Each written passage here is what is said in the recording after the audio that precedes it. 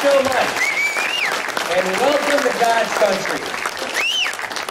I tell you, I brought with me some good news and some bad news.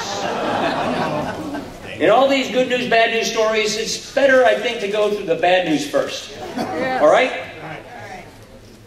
Here's the bad news. America's on the wrong track. We know this. We know it deep within ourselves. And if we don't change course pretty soon, the American idea could be lost for an entire generation. We could see the country that we know, the idea of the nation, which you just heard a phenomenal description of, slip into a path of debt, of doubt, of decline. We got a choice coming up. That's why we're here right now. We all understand this. And I've just got to say, it's going to be states like Wisconsin that are going to figure this thing out. We got a job to do on June the 5th, and let's not forget that.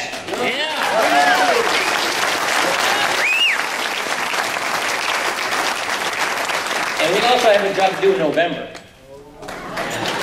And the nation's going to watch Wisconsin. Here's the good news. The good news is we still have time to get this right. We still have time to get the country back on track. We still have time to turn things around. And this election is our big chance. We basically are at that proverbial crossroads. America's at that real precarious moment. And this choice of two futures that we have before us is ours for the making as people of this country.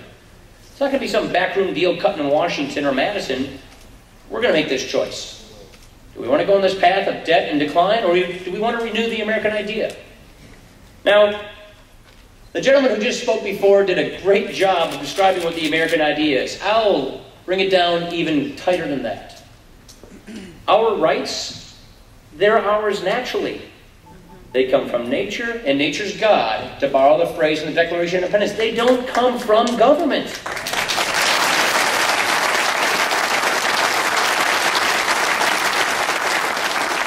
The idea of this country is that our government protects our rights so we can pursue happiness however we define it for ourselves, so long as we're not infringing on another person's right to do the same. We strive for equality of opportunity, not equality of outcome. Right. Yeah. And so, this is a debate that's been going on for about 100 years. And quite literally, it sort of has been running through Wisconsin. You know, progressivism and the Progressive Party was founded here in Wisconsin. We're familiar with this debate here. We were raised on these ideas, on this different school of thought, on natural rights versus government-granted rights, on a constitution of limited government and free enterprise versus this living, breathing constitution baloney that says it changes with the times, and we have to have a government that creates new rights for us. Well, I got to tell you something. The battle between conservatives and progressives, or more accurately, between classical liberals and modern liberals, that battle is coming to a major crescendo this year. And this debate will not be completely won by one side or the other. One side will not totally vanquish the other in this year, but I've just got to tell you, because of math and because of momentum, they will set in place a trajectory that will be lasting for a generation. So the idea of this country versus its alternative idea, government-granted rights, living, breathing constitution, really big government, is going to be set in place in this election. Let me review why. Let's go through what I would call the bad news. Let's talk about the math, the momentum, and the man that is bringing this all about. Let's look at the math. Look, I don't want to go into a bunch of sterile review of spreadsheets and math and data, only to say that the kind of crisis we had in 2008, that one caught us by surprise. The kind of crisis that's coming, a debt crisis, we see it coming. And it's much worse than what we just had. Take a look at what Europe is going through and magnify that, and that is what is on our horizon if we stay on the path that we are on. You know, all these smart economists and all these people who watch the world credit markets, they come and testify before the budget committee and they tell us the same thing, basically. You got about 2 years, America. They know that you're in gridlock because of the kind of government you have in the federal government. You don't have a parliamentary system. But after this election, the judgment will be rendered on America. And it will be whether or not America gets its act together or not. The president just gave us a budget, knowing all of this information, that for the fourth time in a row, his fourth budget proposed to do nothing about this debt crisis. Actually, I take that back. He makes it a lot worse. He proposes to give us his budget with $1.5 trillion in new government spending, $500 billion in defense cuts. It's really the only spending cuts he has, but a $2 trillion tax increase. When you strip out the budget gimmicks and all the accounting tricks, the president proposes the bold action of reducing the deficit by about $400 billion over 10 years. Let me give you a sense of that. That's about $40 billion on average a year when we're racking up trillion-dollar deficits every single year. And even with all of this spending, all of these taxes he's talking about, they don't even pay for a fifth of the deficit spending he's proposing. The top tax rate in January, if President Obama has his way, which is coming in current law, the law he passed, goes up to 44.8%. Now here's the deal. They would like you to think that it's just Prince Fielder and Aaron Rodgers paying these taxes. And I would be fine if it was just Brett Favre. Maybe Prince Fielder, I know that's probably for that one too. But here's the problem. 9 out of 10 of our businesses in Wisconsin, 90% of the businesses in this state file their taxes as individuals. We call them subchapter S corporations, partnerships. It's all those employers out in our industrial parks that are hiring the workers we have in this country. Well, you know what they did overseas? Which in this state means Lake Superior. The Canadians just dropped the tax rates on their businesses to 15%, and Barack Obama wants the top rate on our successful small businesses to go up to about 45%. 45%. How on earth do you compete with that? To fuel all this more spending and borrowing. Look what happens if you turn on this health care law.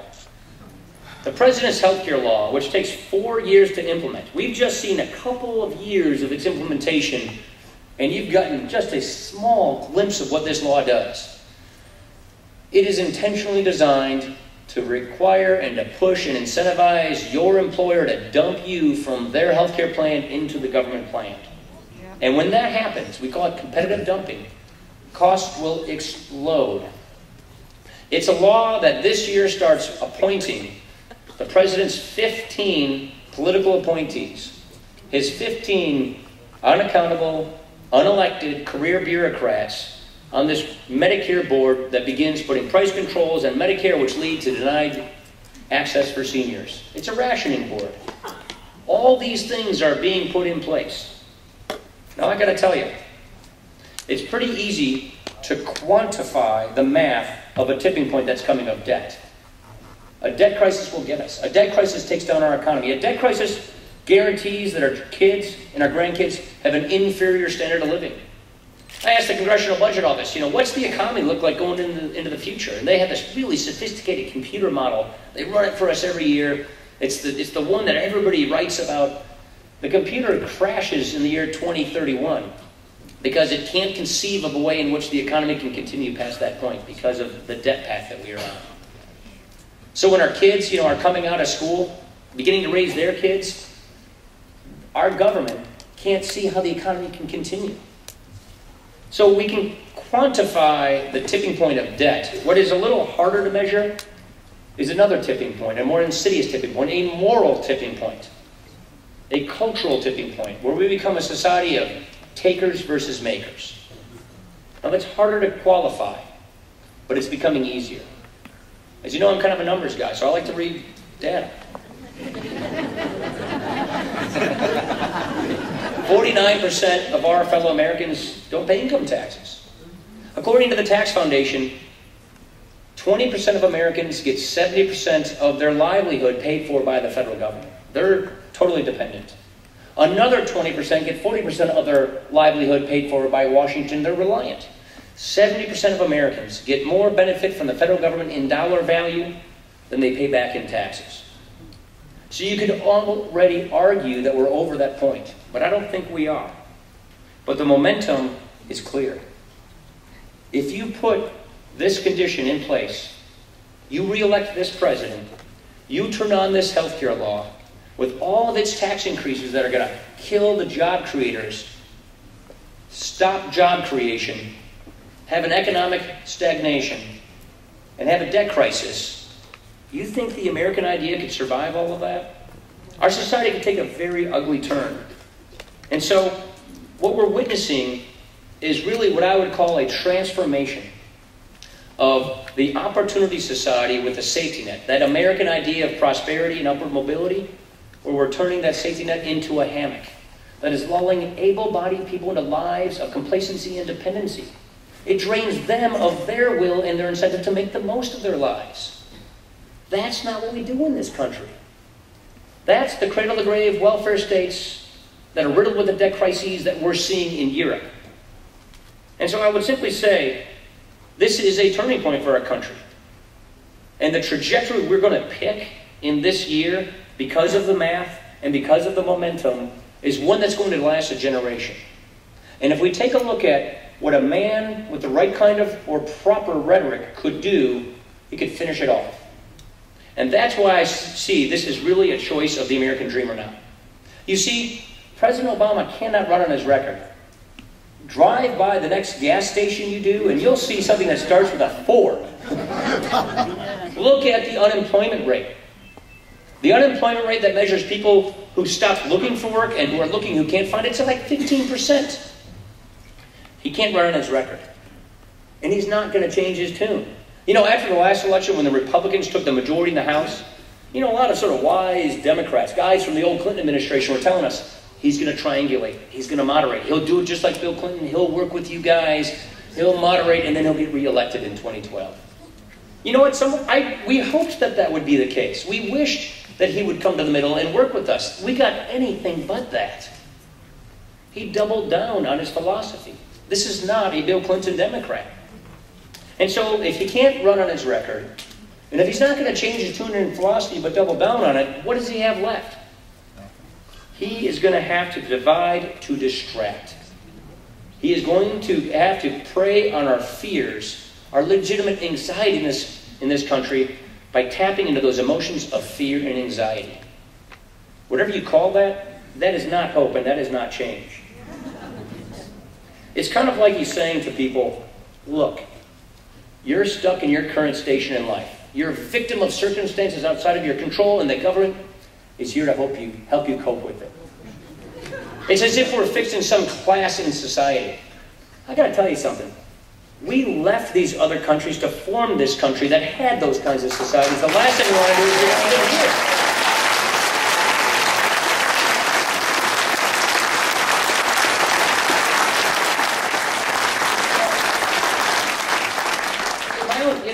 In my family, the potatoes stopped growing in Ireland, so life wasn't working out so well there. They got on the boat, they came here, they worked the railroads until they had enough money to buy a farm. That ended up being in Wisconsin in the summer.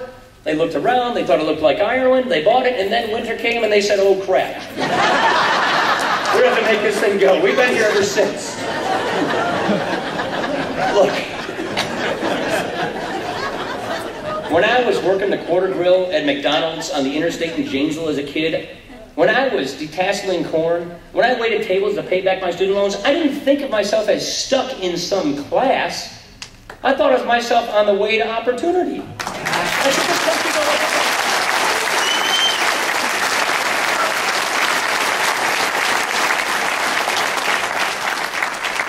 So the president's going to give us what I call his ultimate straw man argument.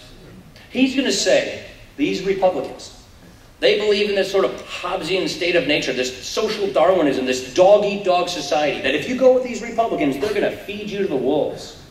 All they care about is their rich friends who only get rich by exploiting the poor and taking from other people. And if you want any security in your life, if you want to be taken care of, you better stick with us. There's no alternative.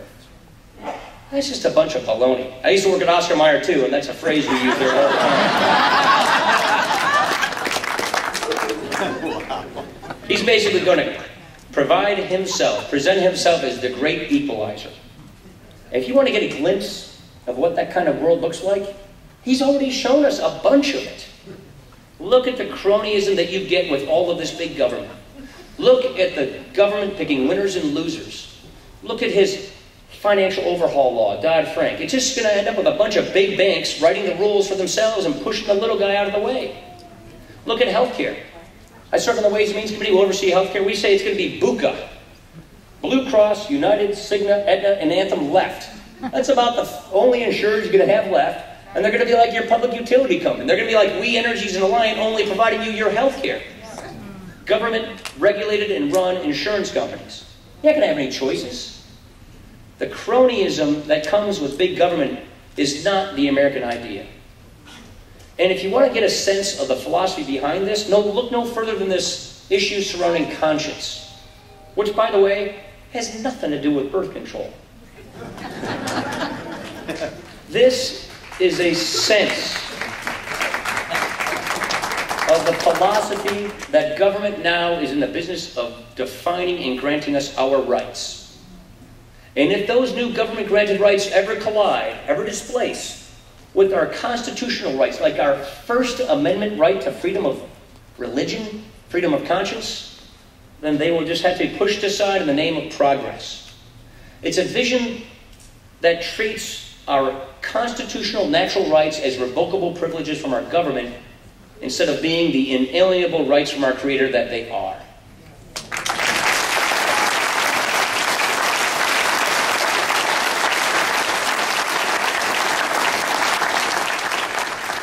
He's done all this in an election year, in a tough election year. Imagine what they will do if they never have to face the voters ever again after the election. That's the bad news. Here's the good news, and I'll wrap this up as best as I can. If there's one thing I want to get through to you, it is not too late to turn this around. It is not too late to reignite the American idea. It is not too late to firmly reestablish our sense of a constitution with limited government and economic freedom. We can do this.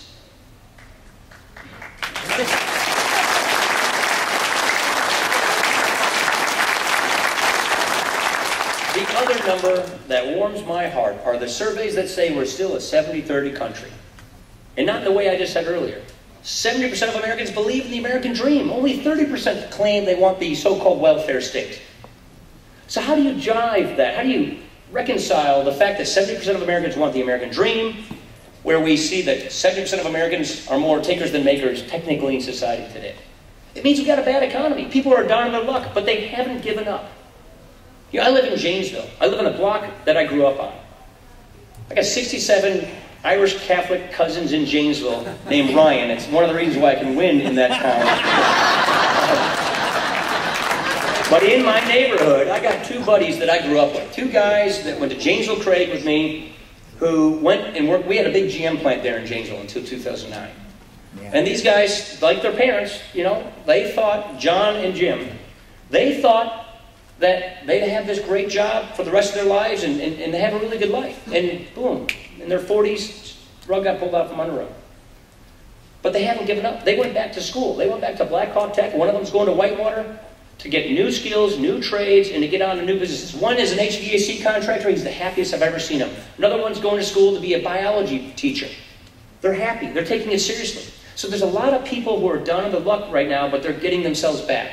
Meaning, most people in this country want to make a life that they can make for themselves. They see a horizon and they're shooting for it. And they believe that their kids will be better off. We believe in a society of upward mobility. We believe in a society where we make our lives for ourselves and we let our kids have a society that we make for them that is better than the one we got from our parents. That's what it's all about. But if we go down this path much further, if we allow the president to keep taking the country in the direction that he's taking it, these guys might give in. They might throw in the towel. They might say, enough, government, take care of me. We've got to watch that tipping point. And so we want to do something about it. I would simply say this. We don't like the direction the president's taking the country. And he inherited a tough problem, but he's just made it worse. We feel morally and legally obligated to show you a different path. And please, go to our website, budget.house.gov, and look at the path to prosperity we passed out of the Budget Committee last week. We're going to pass this next Thursday. We are going to show you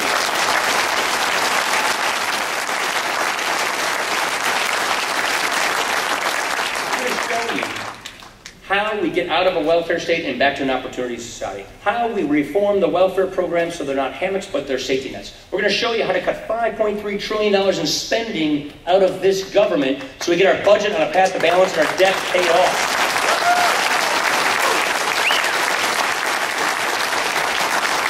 We will show you how to scrap this tax code and replace it one where Washington stops picking winners and losers and we grow our economy by letting people keep more of what they earn.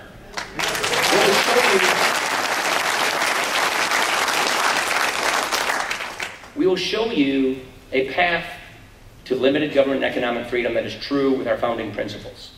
And I've got to say this, in the face of the fierce demagoguery we're going to walk into, and which some of us are getting used to these days, I got to say this, the American system of limited government and free enterprise has done more to lift the people out of poverty than any other economic system ever designed in the history of mankind.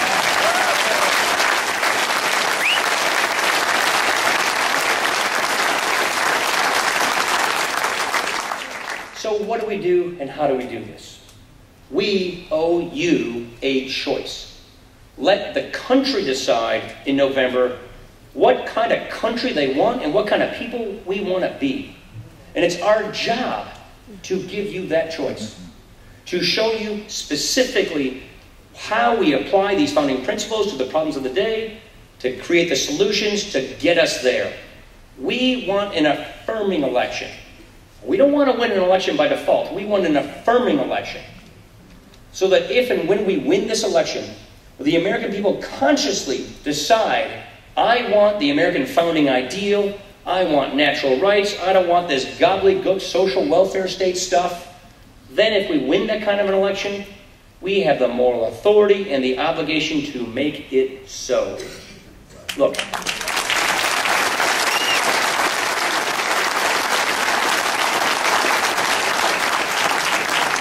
A lot of us know each other. I see Laura, I see Donna, I see Lou, lots of friends. You know our area is not deep red, deep blue. I mean, in the first congressional district, Michael Dukakis, Al Gore, Bill Clinton, and Barack Obama won. Now remember, we beat John Kerry because nobody could relate to that guy. But this is a swing area, it's a swing state. It's a state that will determine the pathway forward for this country. It is one of those 10 electoral votes that are considered completely up for grab. We need an affirming election. And what we know is that the people of this state and this country are ready to be talked to like adults and not pandered to like children. We need to deserve victory.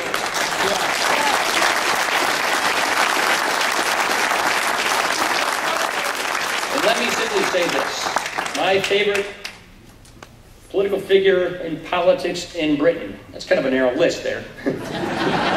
Winston Churchill. He said, the Americans can always be counted on to do the right thing only after they've exhausted all the other possibilities. That is where we are right now. We need to deserve victory, and if we do this, and if we deliver Wisconsin, we will save the American idea. Thank you, everybody.